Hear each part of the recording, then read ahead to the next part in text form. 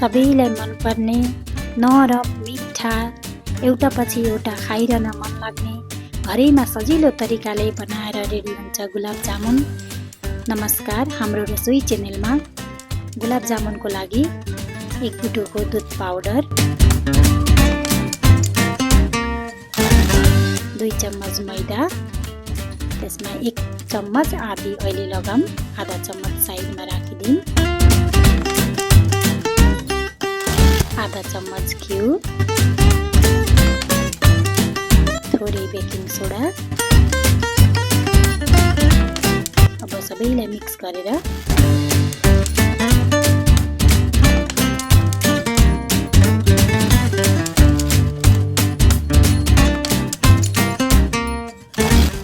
थोरै दुध लगाएर माडौँ, डल्लो बनाऊँ। एकदम थोरै दुध लाउनु पर्छ, पट्टै गिलो हुने हुन्छ।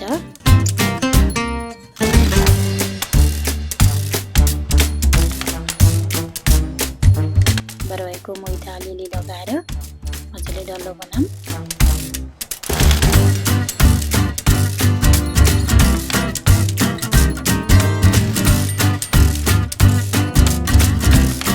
धेरै साह्रो पनि होइन, धेरै गिलो पनि होइन, ठिक्कको बनाएर यस तरिकाले डल्लो बनाऊँ।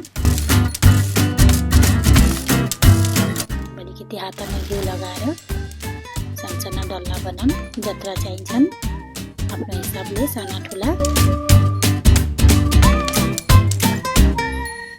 यस तरिकाले कुनै पनि मिठाई घरमा बनाउन सकिन्छ।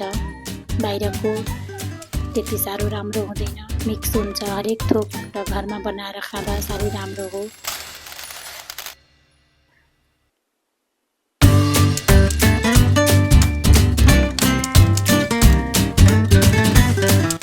यसरी गोला गोला बनाएर त्यसको एकदम गोला, फ्राई गर्दा कहीँ फुट्दैन, सजिलै बनिन्छ।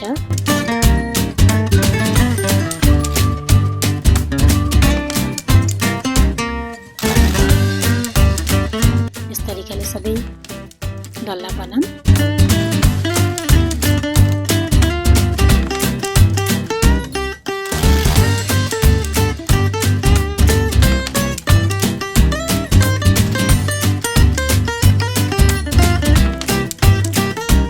अब एउटा कराई बसाएर चास्नी रेडी गरौँ।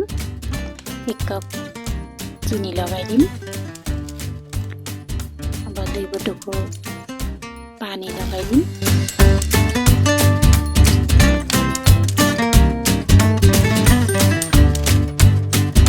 चिनी पग्लिन दिउँ।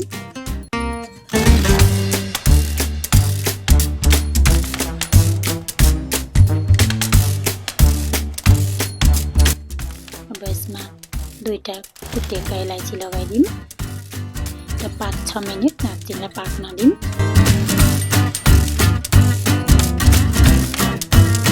हाम्रो रसोई च्यानलका रेसिपी कस्ता लाग्दैछन् हजुरहरूलाई भन्नुहोला, सब्स्क्राइब गरिदिनु होला, सेयर लाइक गरिदिनु होला। यस तरिकाले चास्नी रेडी गरौँ।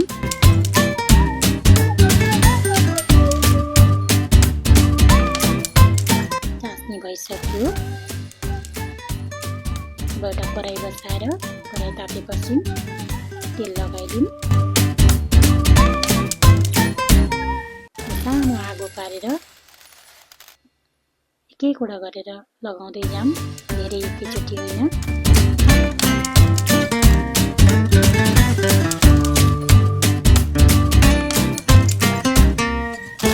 अब फर्काइ मजाले राता हुन्जेलीसम्म पकाऊँ, भित्र पनि पाक्दछन्।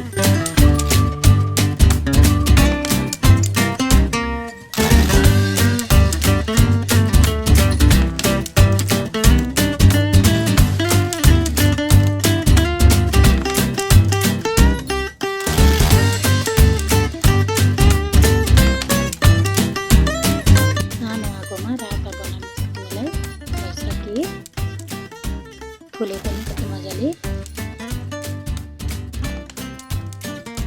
कुनै नै मिठाई घरमा सजिलो तरिकाले बनाउन सकिन्छ। चाडबाडको लागि, नानीहरूको बर्थडेको लागि,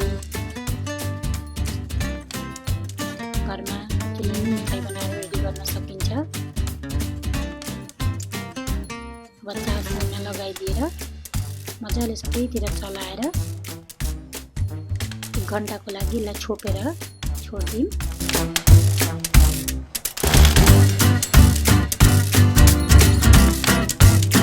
रातो चास मुना छोपेर छोड्दिम, पकाउनु पर्दैन, 1 घण्टा जस्तो छोड्दिम। यस तरिकाले हेर्नुहोस् घरमा कति राम्ररी गुलाब जामुन बनिन्छ।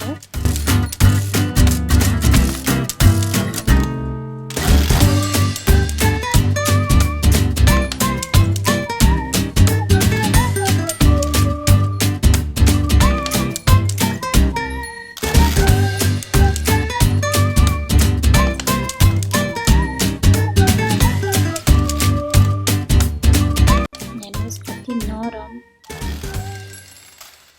भित्रबाट जुसी बनिएर रेडी भइरहेछ गुलाब जामुन।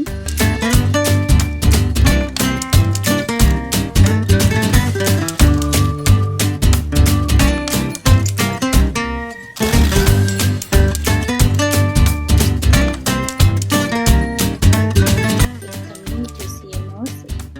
यस तरिकाले बनाउन हामी गुलाब जामुन। अर्को रेसिपीमा भेट्ने आशा गर्दै